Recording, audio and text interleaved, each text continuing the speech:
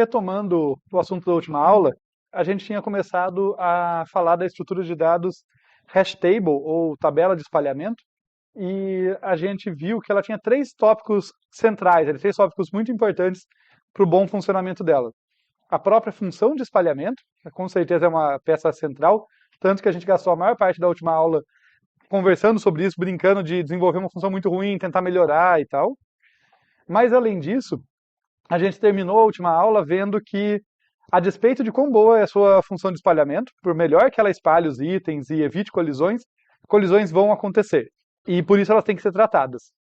Isso remete para a gente às duas outras questões chaves para o bom funcionamento de uma tabela de espalhamento, de uma tabela hash, que é como a gente trata as colisões e quão cheia ou com espaços vazios ela está, como que está a carga dela. O último tópico dessa aula vai ser falar um pouquinho da carga, mas a gente vai começar aqui tratando colisões, vendo como que a gente lida com essas colisões que são inevitáveis. Dado esse contexto, vamos começar com um exemplo aqui com o nosso vetorzinho. Então eu estou supondo que eu tenho um vetor da minha tabela de espalhamento, tem aqui 5 posições, quer dizer, m é igual a 5 nesse caso, né? Então ele vai de 0 até 4. E a minha tabela, eu estou apontando para ela aqui, eu tenho uma variávelzinha de apontador que aponta para onde começa esse vetor.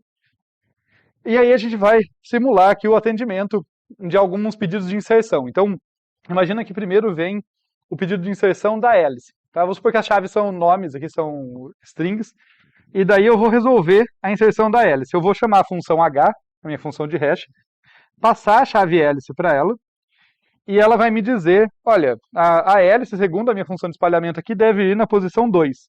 Tá?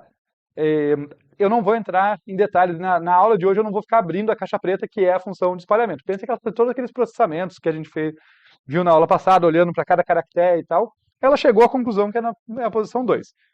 Tá? Então o que a gente vai fazer? A gente vai alocar hélice na posição 2, mas como a gente vai estar tratando aqui os conflitos com lista ligada, o nosso vetorzinho aqui, esse vetorzinho, ele não é um vetor de itens, mas um vetor de apontadores para itens. Tá? Então aqui já notem uma coisa interessante, que aquelas estruturas, em particular aqui a lista ligada, que vocês viram lá em AED1, são fundamentais, não necessariamente porque elas são as melhores estruturas de todas, mas porque elas aparecem generalizadas ou simplesmente usadas dentro de outras. Né? Então a gente viu generalização de lista ligada em árvores ou skip list, e a gente vai ver que um tratamento de colisão aqui usa a tabela de espalhamento, com função de espalhamento e tal, mas junto de lista ligada. Pela vantagem da lista ligada ser dinâmica, né? Inserir e remover dela é fácil mexendo pouco os apontadores. Não é eficiente buscar nela, mas tirar um nó ou colocar um nó é fácil. Então é isso que a gente vai fazer aqui. A gente tinha todos os apontadores aqui iguais a nulo. Daí a gente chega aqui e fala, opa, ok, vamos inserir a hélice aqui, cria um nó, uma célula aqui para ela. Essa vai ser a hélice e o apontador nulo, né? Ela é um bloquinho típico de lista ligada. Na sequência chega o Bob e quer ser inserido também. E o Bob, pela minha função, vai estar na posição 0. Tá? Então a gente vem aqui e insere ele na lista da posição 0. Num nó próprio. A coisa vai ficar mais interessante agora que vai chegar o Charlie. Vocês veem que eu sou super original para os meus exemplos. A, B, C. Então, chegando o Charlie, a gente vai ver que, opa, a função de espalhamento também coloca ele na posição 2. E o tratamento vai ser bastante simples. Usando a flexibilidade da lista ligada, a gente vai inserir ele na mesma listinha da hélice aqui. Tá? E daí, no caso, tem alguns detalhes técnicos, né, do tipo, eu vou inserir sem verificar se ele está lá, então, a princípio, eu teria que percorrer essa lista para falar, opa, será que o Charlie já está aí? Não, não está. Se eu não quiser repetição de chave, por exemplo. Né? Mas no nosso caso, vamos supor, não está, a gente sabe que não está, eu só tenho que inserir ele ali. Aí eu posso inserir ele no início, ou no final, ou qualquer outro critério que eu usar. Ele tem que entrar nessa lista, que é a lista 2 ali, da posição 2. Então, a gente aloca aqui, para facilitar o meu desenho, eu vou colocar no final, mas a gente vai ver que isso é uma questão de escolha de projeto. Coloco o Charlie ali, e daí fim da lista ligada. Notem que aqui a gente vê tanto a vantagem quanto a desvantagem desse método já, né? A vantagem é que o tratamento de colisões é simples. É inserção em lista ligada. A gente sabe fazer isso. A desvantagem é que, olha, quando eu tinha um item só, para fazer uma busca, que é uma operação super importante para a tabela de espalhamento, a gente quer que a busca seja super rápida, antes que aqui na lista 2 eu só precisava olhar um item e falar, opa, vamos supor, estou buscando pela hélice. Ou eu encontro, ou estou buscando por outro nome que caiu na posição 2, já descubro que não está. Agora, essa lista cresceu, já vou começar a gastar um pouco mais de tempo, porque eu tenho que percorrer a lista para buscar. Então esse exemplo, apesar de muito simples, já dá a dica para a gente aí de problemas, né, vantagens e problemas dessa abordagem. Então, destacando aqui, né, o tamanho da lista vai ser o problema central, mas a gente pode até dizer que, olha, a inserção, ela pode levar tempo constante. Foco no pode aqui, porque se ela for uma inserção que não se preocupa em verificar se tem repetição nem nada, inserir no início de uma lista ligada é sempre tempo constante, né? Eu consigo fazer com muita facilidade. Agora, outras coisas como a consulta aqui, ou busca e a remoção, elas, inerentemente, eu preciso verificar se o cara está lá. Para conseguir, a busca em essência, encontrar o elemento, e a remoção eu não consigo remover alguém que eu não sei que está lá. Então, vai depender ali, além de resolver a função de espalhamento, do tamanho, vai depender do tamanho da lista. Além de resolver a função de espalhamento, vai depender aqui do tamanho da lista. Então, fica essa percepção intuitiva, por enquanto, de que a gente consegue resolver o conflito assim, mas se essas listas começarem a crescer, a gente vai ter problemas. Um pró que vale a pena destacar aqui é que a remoção é simples de implementar, nada mais é do que a remoção na lista ligada adequada. Esse pró ele faz sentido em contraposição a outro método que a gente vai ver. Tá? Tem duas grandes categorias ali de tratamento de colisão. O outro método ele tem vantagens em relação a esse, mas a remoção dele fica mais complicada, a gente vai chegar lá. E um contra aqui, para destacar, é que ocupa mais espaço. Né? Isso não tem jeito. Sempre que eu trabalho com lista ligada, eu tenho um overhead, porque cada nó não tem só o elemento que os dados daquele elemento, a chave dele, tem também um apontador. Né? Então, eu vou gastando mais espaço ali. Tá legal. Essa é a visão geral que a gente queria apresentar e vamos fazer aquele casamento da ideia com os códigos aqui. Então, vamos ver uma implementação de tratamento de colisão de uma implementação de uma tabela de espalhamento, de uma hash table, usando tratamento de colisão por lista ligada. Então a gente vai ter aqui um struct, uma estrutura de célula. Tá? É aquela estrutura de célula bem tradicional, em que eu tenho um nó e tenho um campo prox. A coisa diferente que a gente tem aqui é que eu tenho chave e valor, que é típico em tabelas de símbolos. Né? Para as árvores, por idiosincrasia, por uma escolha minha, eu estava falando de chave e conteúdo. Mas chave, valor, chave, conteúdo, basicamente dizendo que, olha, tem um campo, que é por onde a gente busca, tem outro campo, que é qualquer outra informação útil que eu queira que aquele nó, que aquele elemento tenha. Tá? E aqui é o campo prox, que é de onde sai o apontador para o seguinte. Campo prox aqui, que é do tipo apontador para essa estrutura, para a cell da tabela de símbolos. Pequenos detalhes de linguagem, definitivamente não é o foco daqui, mas a gente tem que aprender a usar a linguagem para implementar essas coisas, né? O typedef e o struct em C, ele às vezes é meio sutil. Assim, notem que quando eu escrevo isso aqui, ó, o que eu estou fazendo é falar para o meu programa que, olha, além dos tipos padrões inteiro, double, etc., que vocês têm, agora você vai ter uma estrutura CEL-TS aqui, cell minúsculo. Nota que a diferença não é à toa, tá? É para destacar mesmo.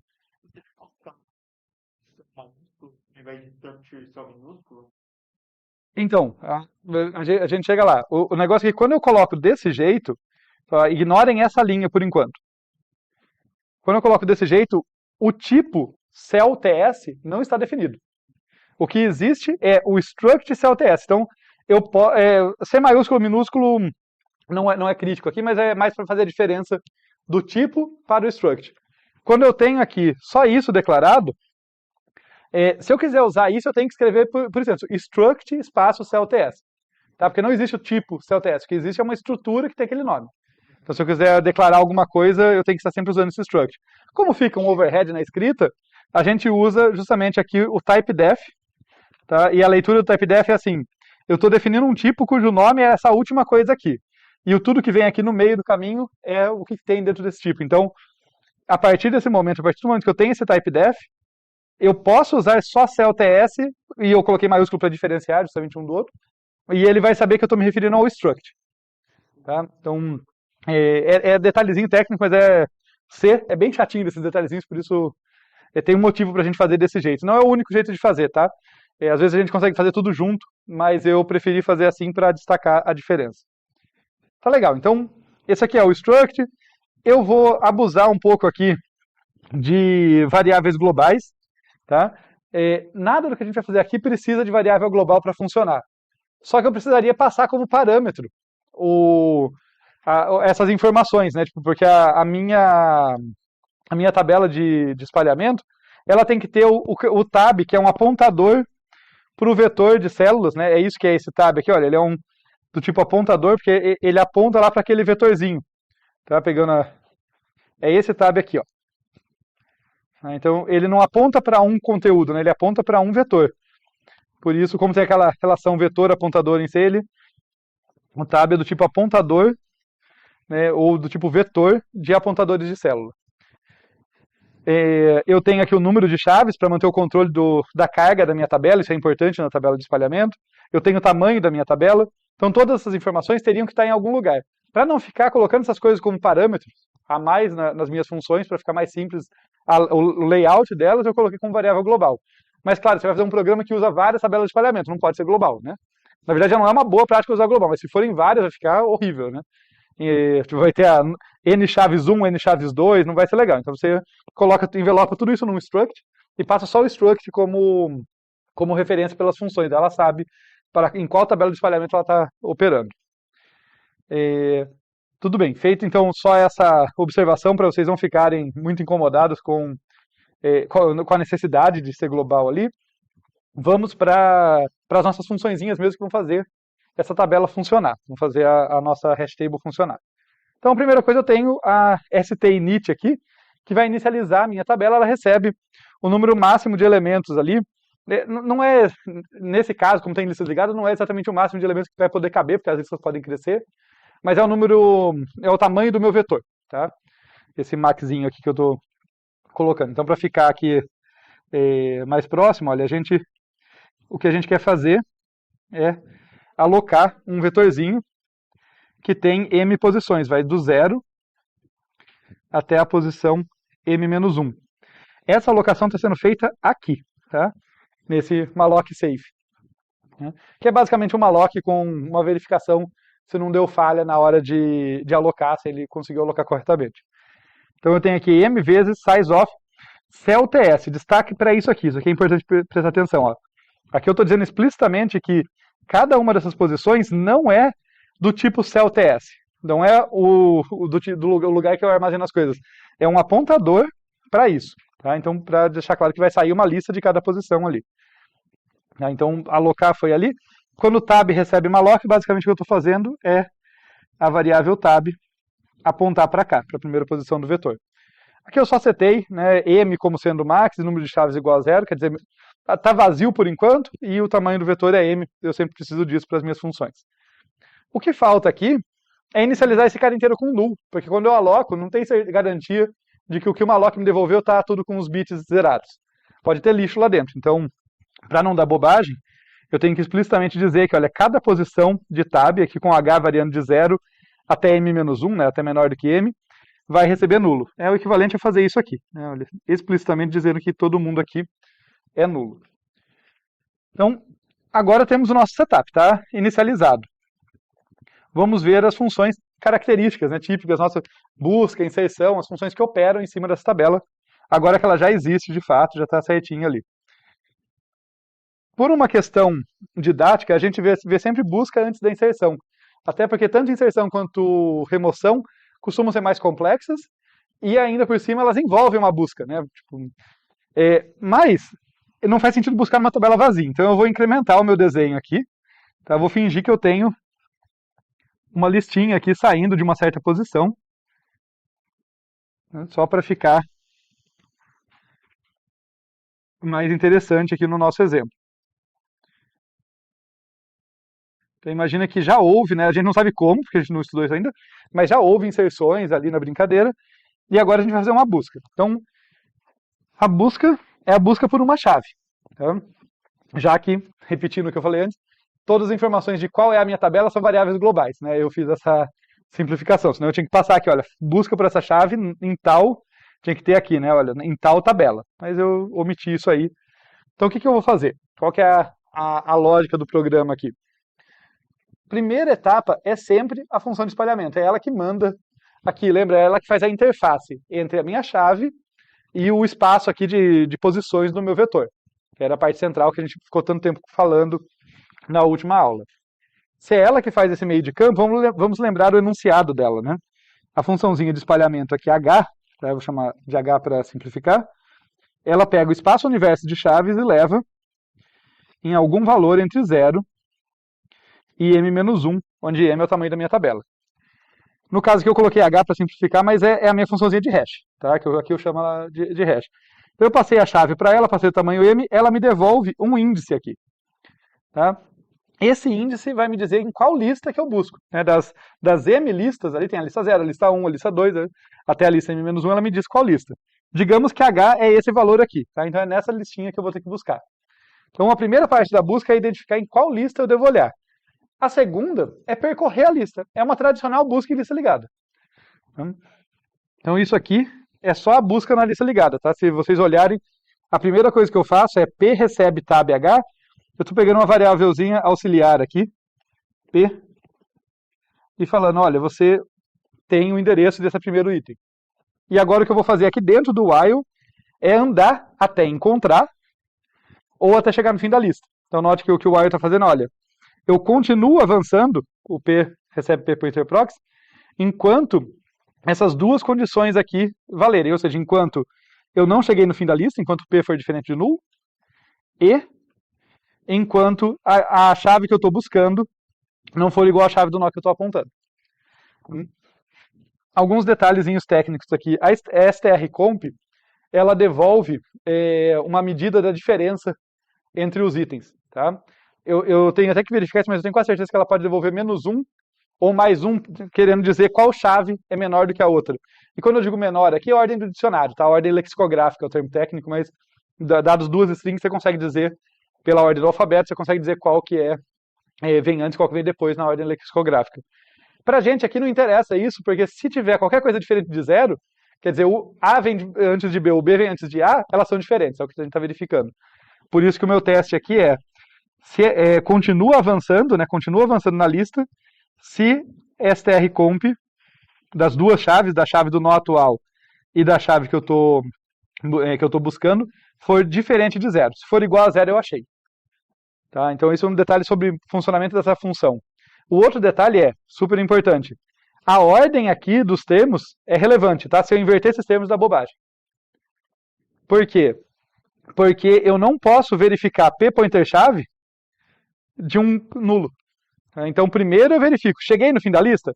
Se eu cheguei, acabou a busca, não tem como continuar, sai daqui, né? Sai desse while. Daí, passei no primeiro teste, né? Isso, eu não cheguei no fim da lista, p era diferente de null. Daí eu vou para o segundo, onde eu vou verificar a chave. Né? Detalhezinho, mas dá muito erro de código fazer um teste por causa disso, então se atentem a isso. De qualquer forma, pegando aqui no exemplo, a ideia é que então o P foi lá procurar, sei lá, eu estava procurando A, né? Então no nosso exemplo vamos dizer que a gente estava buscando A, aqui tinha B, aqui tinha A, depois tinha mais alguma coisa, sei lá. Então esse Pzinho aqui, ele viu que P não era nulo e não batia a chave, né? A com B não bateu, ele vai para o próximo, e daí ele vai dar falso nisso aqui, porque vai dar igual a 0, né? Vai dar coincidência da chave. Ele sai do while. Tá? Então ele avança até encontrar ou chegar no fim da lista. Esse teste aqui é importante justamente para diferenciar os critérios. Isso é uma coisa... Depois que eu falar, vocês vão falar, nossa, super óbvio isso, mas é importante para ler código. Sempre que você tem um laço, principalmente o while, porque o for... tecnicamente você pode fazer a mesma coisa com ambos, mas o jeito que a gente usa o for normalmente é mais simples. Mas o while, é muito comum que a gente tenha várias condições ali, né, de parada e tal. O jeito que você lê ele é assim, olha, no momento que eu sair desse while, se não tiver breaks lá no meio, coisa do tipo, eu tenho certeza que pelo menos uma das condições de parada aconteceu, se for um E, né? Ou se o teste aqui for E. Porque ele continuava se todas valiam. Então, se era um E, eu tenho certeza que uma aconteceu. Se for um OU, ele continua se pelo menos uma valeu. Então, quando eu saio, eu tenho certeza que todas aconteceram, tá? Mas tenham isso em mente, sabe? Quando vocês leem o código, falam assim, ok, nesse ponto do código eu sei que uma daquelas condições do while que vem logo antes foi violada, se a condição de continuidade dele era um E, ou todas, se era um OU. Tá? Para você se situar ali, qual é o estado das minhas variáveis nesse momento. Tá? Deixando mais palpável isso que eu acabei de falar, o que eu estou dizendo é, nesse ponto do código aqui, quando eu sair desse while, eu sei que P tem que ser nulo, ou então as chaves têm que ser iguais. O que esse if está fazendo, esse ifzinho aqui, é simplesmente diferenciando isso. Se P não for nulo, então as chaves são iguais, eu devolvo o valor. Tá? No padrãozinho que eu estou seguindo aqui, eu estou devolvendo o valor, em vez de devolver o apontador para o null, coisa assim. Tá? Se não, devolve zero, para dizer que falhou. Tá? Essa é a ideia da busca. Tem algumas nuances aqui. Uma delas é, devolver zero parece uma escolha pobre, porque vai que o meu valor é um inteiro e zero é uma das coisas que eu podia devolver. Tá? Então fica o questionamento aqui para vocês nesse quiz, como lidar com isso. Tá? Dependendo do tipo que for o valor, às vezes, obviamente, você tem valores que não podem ocupar ali. Né? Então, sei lá, se o meu valor era também uma cadeia de caracteres, você devolve null, quer dizer que não tem, né? Não tem valor. Você devolve o apontador para qualquer string, daí ele vai ter algum valor. Mas nem sempre vai ser esse o caso. Em última instância, você pode pensar em incrementar as suas variáveis aqui. Tipo, ao invés de eu usar só um return valor aqui e ter que usar o próprio valor para isso, para indicar que falhou, eu podia ter uma variável auxiliar. Tá? Do mesmo tipo que a gente tinha variável auxiliar que devolvia se a altura aumentou ou não nas inúmeras recursões da árvore AVL, podia ter uma variável auxiliar aqui que devolve achou ou não achou. E daí, se achou, eu interpreto o return como algo válido. Se não achou, eu nem olho para ele. Tá? Então, são detalhes ali que você precisa manejar na linguagem. Né? Vocês podem imaginar que só por uma simplicidade de código, às vezes a gente prefere pegar um valor ali para não ter esse overhead, mas dá para fazer. Tá legal. Então, essa foi a busca. Tudo bem até aqui?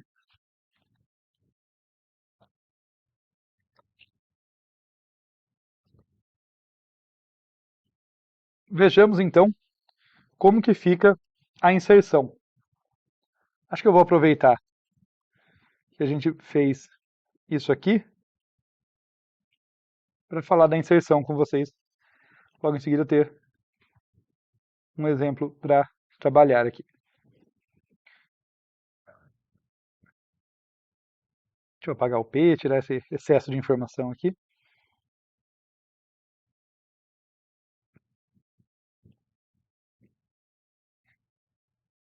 Tá legal. Então, vocês já vão começar a perceber, isso vai se repetir na remoção, que o início é muito parecido, é sempre o mesmo aqui, porque, de novo, aquela máxima, a interface, basicamente quem faz a interface do universo de chaves com o vetor, com os índices do vetor, é a função de espalhamento, perdão. Então esse comecinho é a mesma coisa, eu quero inserir, tudo bem, mas primeira coisa, você tem que descobrir tal chave, onde vai, onde que eu procuro por ela, onde que ela deve ser inserida. Então é isso que a gente está fazendo aqui, né? Passa a chave e o tamanho da tabela e a função de hash devolve o H, vamos supor que é o mesmo Hzinho que a gente tem ali, tá? Então agora eu já sei em qual das listas ligadas, das M listas ligadas, que eu devo inserir. No caso aqui, eu estou fazendo uma função que tem uma peculiaridade, ela é uma inserção ou edição. Tá? Ela não lida com duplicatas, mas ela também não dá falha se o item já existe, ela simplesmente me diz, olha, troquei, tá bom, você tinha um item com tal chave e tal valor, agora eu vou lá e troco o valor dele. É isso que eu quero dizer por edição. Podia se implementar diferente? Podia, só um tipo. Aliás, é um exercício que vai até ficar aqui nos quiz, como separar essas duas operações. Isso aí dá para fazer. Mas é só para vocês saberem o que esperar aqui. Então, de novo, aquela ideia. A gente achou o H, daí P recebe tab H. Isso é basicamente a nossa variável auxiliar P aqui apontando para o começo dessa listinha. E agora o que eu tenho nesse while aqui é eu verificando, eu andando até encontrar aquele elemento, né? Notem de novo como os detalhes, como aquilo que eu quero implementar vai me obrigar a fazer códigos ligeiramente diferentes. Se eu quisesse inserir, e não estava nem ligando para repetição, não era inserção com edição, nem nada, era só inserção e pode ter repetição, eu não precisava desse while, eu simplesmente insere no início da lista ali. Tá? Não vai ser o que a gente vai fazer aqui, porque se o item já estiver lá, eu quero localizar ele para mudar o valor dele. Então, esse while é muito parecido com o anterior. O que ele está fazendo ele vai percorrer até você chegar no fim da lista. Né? Enquanto não chegou no fim da lista, ele continua avançando ali. E ele também continua avançando, a segunda condição dele aqui, se você não encontrou. Tá? Notem que aqui eu omiti o diferente de zero, mas o resultado é o mesmo. Tá? Então, se esse strcomp devolver qualquer coisa diferente de zero, essa cláusula lógica vai ser satisfeita. Se devolver zero, ela vai falhar. Porque na lógica em si aqui, zero é interpretado como não, e um como um, ou qualquer coisa diferente de zero como sim. Então é exatamente a mesma lógica de antes. Quando eu saio desse while de novo, então se eu sair desse while, quer dizer que essa cláusula aqui foi violada, porque ela é a cláusula de continuidade, né? Ela que me diz quando eu continuo no while. Se ela foi violada e ela era um E, quer dizer que bastou uma das duas. Ou eu cheguei no fim da lista, ou então eu encontrei o item. E esse if tem a mesma função de antes. Se P é diferente de null, quer dizer que... se P é igual a null, quer dizer que eu cheguei no fim da lista. Então não vai ser um caso de edição, vai ser de fato uma inserção. Eu não achei aquele item não está na lista ainda. Tá? Não está na minha tabela. Daí eu vou dar uma lock. Tá? Vamos lembrar aqui, é típica inserção em lista ligada. Tá? Eu vou ter um malloc aqui. Vou colocar o P apontando para ele. Deixa eu até colocar isso para cima que fica melhor. Estou usando a mesma variável, tá? O P tinha... Né, aqui, se eu entrei em if, o P é nulo. Então, eu posso usar a mesma variável, não estou perdendo nada. Fiz ele ali. Coloquei a chave que eu estou querendo inserir, sei lá. Inserir C. Coloquei a chave C aqui. E daí o que eu tenho que fazer? Eu tenho que amarrar ele no início da minha lista. O que eu vou falar é que p.pointerprox vai apontar para H, para tab H. Aqui. Tá? E depois tab H vai apontar para P. Esse pedaço aqui vai corresponder a gente falar, opa, agora H não aponta mais para lá, aponta para cá. Tá? Então, vou dando zoom só para não ficar... as cores às vezes não ajudam. Eita, tá difícil apagar só o que eu quero. Vamos lá, desistir, vamos fazer assim. P estava apontando para cá. Esse carinha já foi atualizado para apontar para cá e a lista agora aponta para cá. Então o C foi amarrado no início da lista. Esse novo nó foi amarrado no início. Arrumar o zoom. Alguns detalhes aqui. Quando eu criei o novo nó, eu estava tão preocupado com a lista que eu pulei esse pedaço, né? Quando eu criei o novo nó, eu dei um copy string para colocar a chave que eu queria nele e eu incrementei aqui o número de chaves, a minha variável global lá, para saber que, olha, agora minha tabela tem uma chave a mais. Tá? Só manter esse controle. Na remoção, adivinha, eu vou tirar uma chave. Sempre manter esse controle aí, senão lá na frente, quando eu falar de carga, a nossa tabela não vai ter como saber qual que é a carga dela. Se a chave já estiver na tabela. Nós vamos ver isso agora. Ele é meio sutil mesmo, tá? É um código que tem ele não precisa de dois casos totalmente separados. Ele aproveita ali as coisas que são comuns, por isso ele fica meio confuso. Se não estiver na tabela, tá claro? Só para eu comentar esse próximo passo. Se por acaso ele encontrou o nó, vejam que elegante. Esse if inteiro vai ser pulado. Porque o P vai sair do while anterior diferente de nulo. Ele não vai sair por causa do primeiro critério, ele vai sair por causa do segundo. Então o P não vai ser nulo, ele não vai entrar nesse if. Quer dizer que nesse momento o P está apontando para o campo ali, para o nó, perdão, né, para a célula que tem a chave que ele estava buscando. Ele pula todo esse if e só atualiza o valor, faz uma edição. Tá? Então, por isso que as coisas se mesclaram ali, que por causa desse while aqui, o jeito que esse while foi feito, assim, se eu não encontrei, eu já estou apontando para o cara que eu quero editar. É de quebra. Né? Então é por isso que tem esse cara aqui para fora. Notem que ele está para fora, né, e não num else, porque quando eu insiro eu também quero atribuir valor. Né? Então esse cara vai acontecer, quer seja para colocar o valor de um nó novo, quer seja para trocar o valor de um nó que já existia. Então, ficou claro? Então essa é a nossa inserção com edição. E ela tem aqui alguns quizzes que eu acho bem interessantes para vocês considerarem. Tá? Então o primeiro, que é como separar a inserção da edição. Você pode olhar e falar, poxa, já tem a função pronta aqui, mas e se eu quiser fazer uma função que só insere, e se o cara já existia, ela devolve erro. Ela fala, opa, já existia, ela devolve um aviso. Igual aqui eu devolvia um aviso, pode não ser o melhor aviso, né? O outro quiz trata disso, mas de algum jeito ela devolve um aviso de, opa, esse cara já existia. Então eu fico esse quiz aqui, eu acho que é interessante. Na edição é o contrário, se o cara, se ele encontrar, ele edita. Se ele não encontrar, ele devolve falando, opa, esse cara tentei editar, mas não estava lá para ser editado.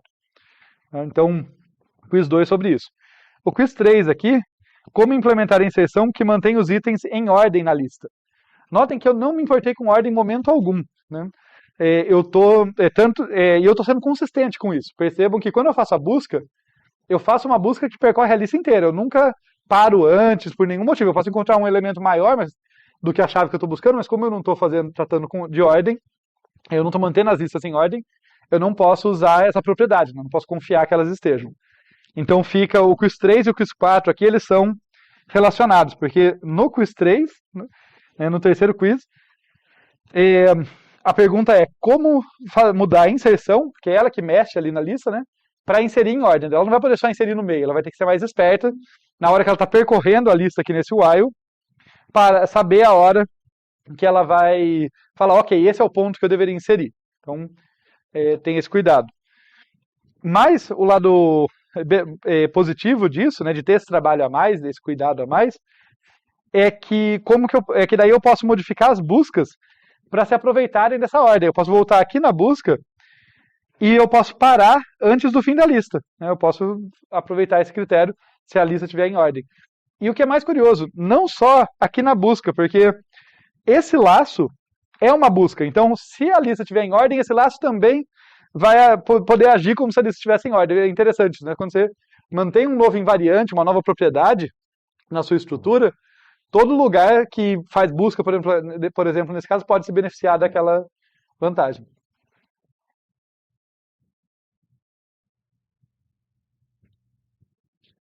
É pela definição da minha função. Apesar de eu chamar ela de insert, ela é uma inserção ou edição. As duas coisas são mescladas aqui. Então, se ele não está na lista, eu tenho que inserir e colocar chave, colocar valor, colocar tudo, certo? Mas por definição, que como eu estou fazendo uma edição, se eu chamo essa função para uma chave que já está na lista, eu só quero trocar o valor dela. Por definição, não é que tinha. Eu podia falar, eu quero fazer uma inserção que não edita. Então, se achou, se o cara não está na lista, ela insere. Se ele está, ela volta falando, olha, o cara já estava lá, então não me recusei a inserir. Então não é uma necessidade, não, é uma escolha mesmo. Mas pode falar.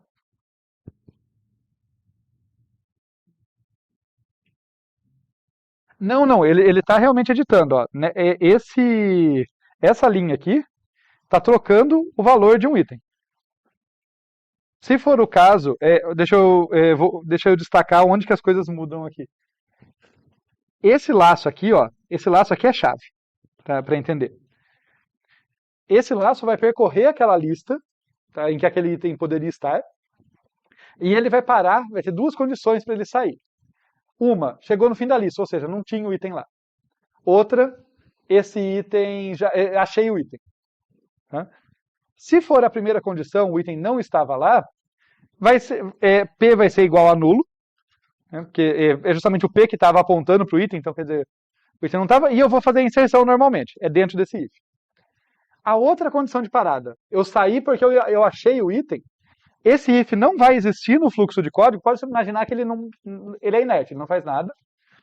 E daí o que eu tenho? Quando eu estou nesse ponto aqui do código, eu estou apontando para o item que que eu quero editar. Não vai ser uma inserção nesse caso, vai ser uma edição. Eu achei ele, estou apontando para ele, vou pular, né, desse ponto do código aqui, vou pular aqui para baixo, porque esse if aqui não vai acontecer, né, já que p não é igual a nulo. Tudo bem? Então eu dei esse salto no fluxo de código e a próxima instrução que eu vou dar é p-pointer valor, o campo valor daquele item, recebe o valor que tinham me passado aqui. Então ele de fato está mudando o valor daquele item. Tá? Colocando no exemplo aqui, para casar o código com o exemplo, imagina que não fosse essa situação aqui da inserção do C. Imagina que, sei lá, eu estava, vou chamar aqui de edição do A. Vou colocar com outra cor, vou usar o roxo aqui. Editar o A, sei lá, com o valor 5.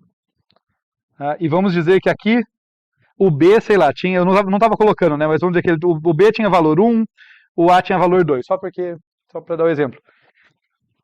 Quando eu percorro aquele while, a minha variável P, que antes apontava para cá, né, no outro exemplo, a minha variável P vai estar nessa situação. Quando eu sair daquele while, o meu Pzinho aqui ele vai estar apontando para cá. Ele saiu do while porque ele encontrou o A lá. Quando ele executar essa instrução, o que essa instrução faz é apaga o 2 e escreve o 5 por cima. Não a chave, não a chave. Ah, não, entendi porque a preocupação. Não, a gente não vai destruir. Isso seria uma remoção, de fato, porque se eu estou trocando a chave é como se estou tirando um item e inserindo outro, né? Não estou mudando o item, eu só estou mudando o conteúdo dele. Então tá legal. Ficaram, como eu falei, esses vários quizzes, mas esses dois últimos são relacionados, né? Tipo, você muda a inserção para manter as coisas em ordem, e daí você pode fazer suas buscas serem um pouco mais eficientes por usar essa ordem. Foco no um pouco mais eficientes, porque, já adianto para vocês aqui para ter em mente quando a gente está trabalhando com isso, listas ligadas são extremamente ineficientes as buscas nelas. Se vocês lembrarem da nossa motivação lá no começo, eu queria estruturas super eficientes para fazer busca. Esse é o objetivo de fazer a hash table. Por que então eu estou usando lista ligada? Porque eu não espero que essas listas sejam cumpridas. Tá? Elas têm que poder crescer um pouquinho, porque colisão é inevitável. Mas se a minha função de espalhamento for boa e a minha tabela tiver um tamanho adequado, a maior parte das listas vai ter tamanho 1, uma ou outra vai ter tamanho 2, e pode ter uma azarada com tamanho 3, 4, 5, mas muito raramente. Tá? Então a ideia é essa, a ideia é que essas listas vão ser muito pequenas, a ponto de que nem sei se vale a pena manter ordenadas, mas é um bom exercício de qualquer forma. Mas a ideia é que numa lista grande, manter ordenada até parece uma coisa boa, né? Para uma lista curtinha, o mais importante é manter as listas curtas, é manter o dimensionamento de carga e tal adequado. Vamos para a remoção, então, que de novo começa muito parecido, né? Eu tenho que, primeira coisa, identificar qual é a lista na qual eu quero operar. E é isso que a gente está fazendo aqui, né? Olha, vai ser a lista da posição H, tá? Sempre esse mesmo começo. E daí o P recebe tab H para eu poder começar a trabalhar. A remoção, vocês vão ver que ela tem um código um pouco maior. Ela não é tão mais complicada que o resto. Mas vamos buscar uma informação aqui. Enquanto eu busco uma imagem do anterior aqui para a gente trabalhar em cima, vou buscar com vocês uma informação lá de AED1. Vocês lembram que quando vocês estudaram listas ligadas lá em AED1, a gente tinha vários tipos de listas, tinha lista com nó cabeça, sem nó cabeça. E vocês lembram qual que era a principal vantagem da lista com nó cabeça? Perdão? Isso. Você já tem sempre um nó ali no começo, porque senão a sua remoção sempre tem que ter dois casos. Remover do início e remover do resto. Tá? É o que vai acontecer aqui, é que eu não estou usando nó cabeça. As minhas listas não têm nó cabeça, ela sai ali, o primeiro apontador já é para nós válidos. Tá? E por conta disso, né, por conta desse detalhe, a gente vai ter que fazer uma remoção um pouquinho mais chata. Tá? É só isso. Então, olhando aqui para deixar menos abstrato, vamos ver. Deixa eu fazer um pequeno. Ficou melhor. A gente localizou o H. Tá? Localizamos o H e daí o P apontou ali para o tab H. O que eu vou verificar? Qual a primeira coisa que eu vou ver nesse P, nesse meu auxiliar? O P está apontando para o primeiro nó. Se P é igual a nulo. Se a lista é vazia, não tem o que fazer. E esse P igual a nulo é super importante. Ele é tão importante quanto essa condição que eu destaquei do while. Né? Eu sempre verifico se quem eu estou lidando não é nulo antes de acessar qualquer coisa dele. Senão dá bobagem.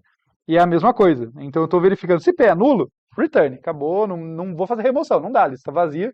A lista na qual esse cara deveria existir, não tem ninguém. Portanto, também não tem ele. Então, devolve lá. Se eu passei desse ponto do código, agora eu sei que eu posso acessar. Pelo menos um nó tem que ter lá. E é isso que eu vou verificar aqui. Olha, eu vou fazer a remoção do primeiro nó. Então, imagina que eu queira fazer aqui a remoção do B. Né? Então, nesse caso, eu vou verificar. strcomp chave, p pointer chave, é igual a chave, né? Deu zero ali a comparação. Isso eu estou verificando se o cara que eu estou buscando é igual, né? Se esse cara que eu estou buscando é igual a esse aqui, do primeiro nó. Tudo bem? Se ele for, eu vou fazer a remoção, que nada mais é, vou pegar o roxo aqui para destacar, do que fazer esse salto, né? Olha, eu tenho que falar pro tab H, agora apontar para o segundo nó da lista. Tá? Só que eu tenho que tomar um cuidado de guardar esse cara em algum lugar para removê-lo. Tá? Então, aquele roxinho que eu estou falando, olha, isso aqui, tab H recebe p pointer proxy, é exatamente isso. Só que o p já está guardando esse cara. Né? Eu já tenho uma variável auxiliar ali. Então, na sequência, eu só dou free p pointer chave e free p. Tudo bem até aí? Tem uma pergunta? Pode falar. Foi inicial, mas caso fosse, por exemplo, Mas não continua. Vamos chegar lá. Vai ter que ser tratado separadamente, justamente pela ausência de nó cabeça, a gente vai ter que ter esses dois. Não tem como, o código é diferente mesmo. A lógica do código é praticamente a mesma, mas o código acaba sendo diferente ali. Bem, então esse é o caso de ser o primeiro. Eu falei que eu ia comentar que eu tinha uma pergunta para vocês. Por que eu estou dando free p pointer chave aqui? Para cada free, uma regra básica que a gente tem assim, para cada free tem que ter um alloc. Em algum lugar eu aloquei esse cara. Onde que eu aloquei esse cara para estar dando free aqui? Foi na inserção dele. Vamos voltar na inserção. Onde que eu aloquei esse cara? Não foi o malloc safe. O malloc safe está alocando o nó. Detalhezinhos técnicos, mas ele surge aqui no meio, né? É o que eu estou liberando aqui, é esse free p. O free p pointer chave é porque a minha chave não é um campo da minha estrutura, simplesmente, né? Ela é uma string, ela é um vetor. O que eu tenho na minha estrutura, vamos voltar aqui, vocês vão lembrar, ó. O que eu tenho aqui dentro da minha estrutura é essa chave que está escondida de vocês, mas ela é uma string. Tá? Ela aponta para onde começa para um vetor ali, ela é um apontador. Isso quer dizer que em algum lugar foi alocado, e o lugar que foi alocado é esse aqui. Ó. A função copyString, dadas as caras de espanto, deixa eu destacar para vocês um negócio aqui. Se eu copiar uma string é um vetorzinho de caracteres, né? Só mudando o apontador, eu estou sempre mexendo na mesma área de memória e dá bobagem. Né? Tipo, imagina que esse copyString só fizesse isso aqui, olha. Chave, tá? Essa chave aqui. Né? Era um pedacinho de memória, ela apontava para um vetorzinho de caracteres. Terminado em /0, como toda boa string. Se isso aqui fosse simplesmente, olha, p pointer chave, né, que é uma variável, aponta para lá, no momento que essa variável desaparecesse, ela vai desaparecer ou vai ser reutilizada, ou qualquer coisa assim, porque ela não foi alocada dinamicamente. Esse cara que está apontando para uma área errada. Então tem que tomar esse tipo de cuidado.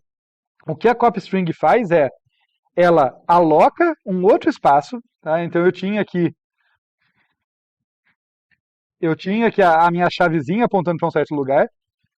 A copyString, vamos colocar em roxo aqui para destacar ela. Ela aloca um espaço necessário, o espaço que eu vou precisar ali. copia todo mundo aqui. Isso aqui não é apontador não, tá, gente? Isso aqui é tudo dizendo que tá copiando, tipo, copiando os itens, sei lá, A, B aqui. Copia os caracteres e fala, olha, quem quer que tenha me chamado, aponta para cá agora. Daí o P, pointer chave, que é um campo apontador, vai apontar para cá. Tem uma lock dentro da copstring. Então, como tem uma lock, tem que ter um free. Senão essa área de memória vai ficar lá alocada, vai ter um leak de memória se eu esquecer dele. Então, tem esse free aqui. Então, primeiro eu libero o campo chave, que é um vetorzinho. Não precisaria se fosse um inteiro, tá? Porque ele estaria alocado estaticamente no meu struct. O problema é que o que está alocado estaticamente no meu struct é o apontador pro... Perdão, é o apontador para a string. A string foi alocada dinamicamente pela copy string. Então daí eu libero ela e libero o P. Então aqui, e reduzo o número de chaves. Então, vamos dizer, nessas linhas aqui foi feita a remoção, né, foi liberada a memória, tirado de lá, mas para manter a consistência, essa linha tabh recebe p pointer prox, que corresponde a esse roxinho aqui, né, é essencial para garantir que a minha estrutura ainda está bem amarrada. Né? Eu só joguei fora o Bzinho, que o Bzinho foi liberado. Tá? Essa foi a remoção do começo, tinham me perguntado, e se não for? Exato, se não for, notem a importância. Ó, tem um return aqui, tem um return aqui. Então, efetivamente, qualquer coisa a partir desse ponto do código é um else, né? É tipo, não aconteceu o primeiro if, não aconteceu o segundo para chegar aqui. Porque os dois ifs são terminados por return. Então quer dizer que a minha lista não é nula e ela tem um primeiro elemento. O que eu vou fazer então é começar a percorrer. Poxa vida, eu jurava que eu tinha... Ah, aqui está. Eu jurava que eu tinha guardado a imagem para me poupar de ter que fazer tudo do zero. Vamos chamar aqui de remove A, para não ser o primeiro elemento, tá?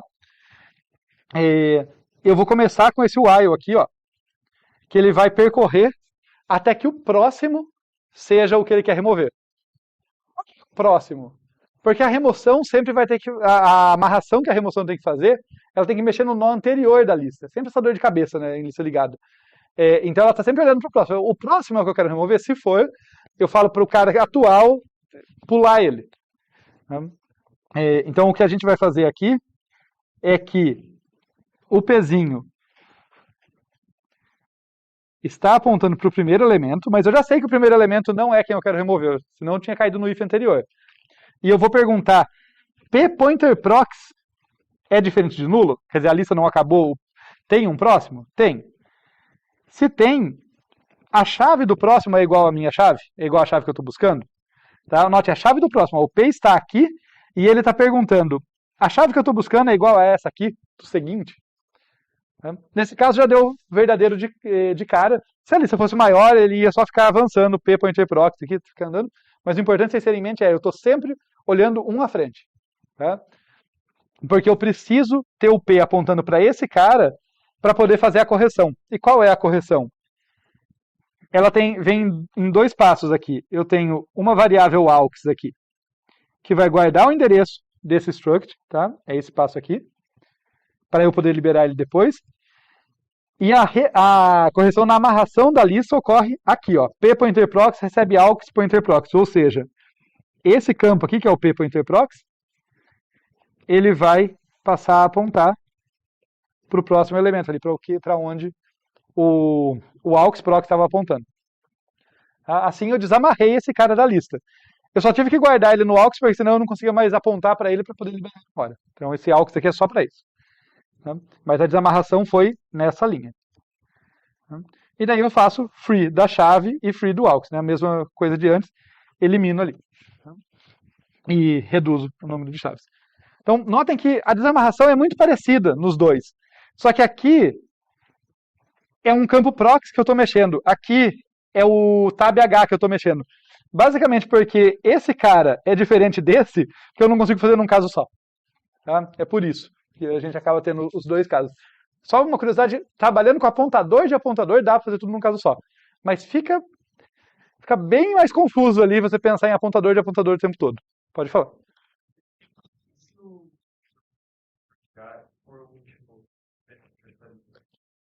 Não tem problema. se o elemento está presente e não for o primeiro, ele vai encontrar ao longo desse while aqui.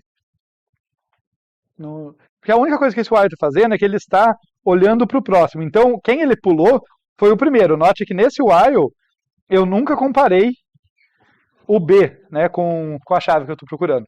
Mas tudo bem, eu já comparei logo antes, no caso anterior. Eu estou sempre olhando para o próximo, mas eu vou percorrer a lista até o final.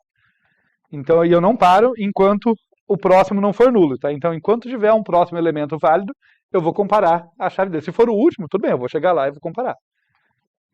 E daí vai dar certo do meu jeito, porque note que essa reamarração que eu fiz aqui, né? O que ela fez foi falar, olha, P pointer prox recebe aux pointer prox. Se fosse o último, aux pointer prox era nulo. Ia passar o nulo pro tá certo também, não tem problema. Então já ia dar certo direto. Tudo bem? Notem que tem um caso que não está explícito aqui, tá? Que é falhar em todos os ifs. Se eu dou certo no primeiro if, a lista é nula, a lista é vazia, perdão, e daí eu dou falha, não achei que eu queria remover. Mas pode ser que a lista não seja vazia, mas eu nunca encontre a chave, né? Quer dizer, eu falho nesse if, a chave não está no primeiro, e eu sempre falho nesse teste aqui, né? E vou avançando, eu saio desse while por causa da primeira condição, porque a lista acabou.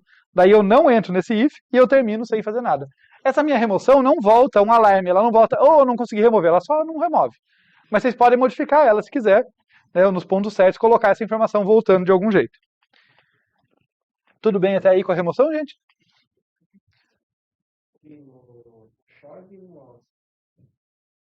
Porque quando eu dei esse copy string na linha anterior, na inserção, a minha chave, que é um vetorzinho de caracteres, ela foi alocada. Ela teve uma alocação independente. Então, tem a alocação do struct. Dentro do struct tem um apontador para caractere. E esse apontador está naquele vetorzinho. Tá apontando para esse vetorzinho que foi alocado só nesse momento aqui. Então, como são duas estruturas independentes, se eu der free só na primeira, a segunda não é alocada direto. C não tem coleta de lixo, nem nada, ele não é esperto de olhar esse tipo de dependência. Ele só vai desalocar o bloco que você mandou.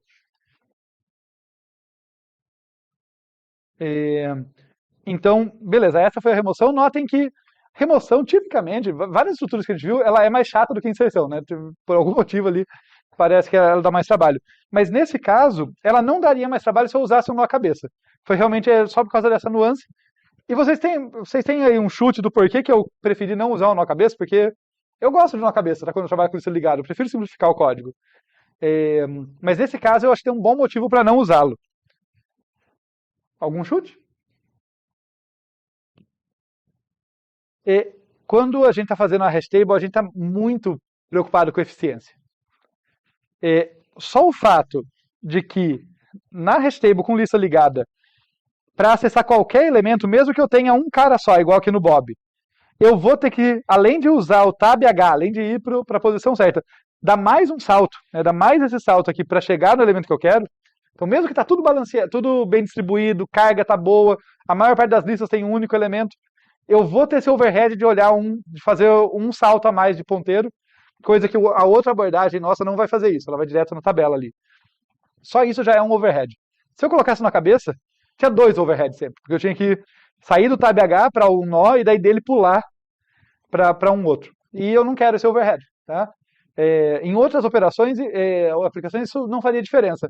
Mas para a hash table, que eu estou querendo eficiência no máximo aqui, não convém. Tá? Essa estrutura, uma das desvantagens dela já vai ser isso.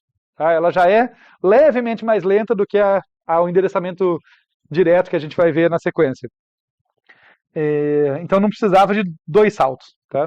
Basicamente por isso que eu preferi ter um código levemente mais complicado na remoção do que pagar esse preço. Isso aqui vai ficar como exercício para vocês, exercício, mas não é nada de outro mundo.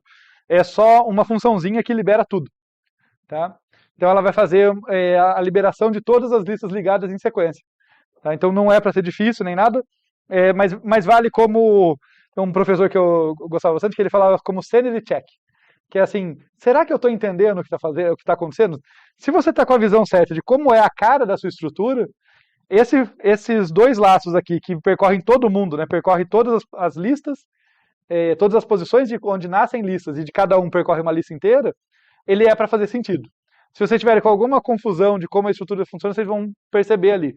Então vale a pena olhar e falar, ok, esse cara está navegando como eu esperava que ele estaria navegando para liberar todo mundo. A função dele é super simples, é isso, ele libera todo mundo. Tá? É tipo, desistir, acabou, não vou mais usar essa minha hash table, libera essa memória. Tudo bem, pessoal? Então, isso tudo foi o tratamento de colisões usando listas ligadas. Agora a gente vai falar de endereçamento aberto.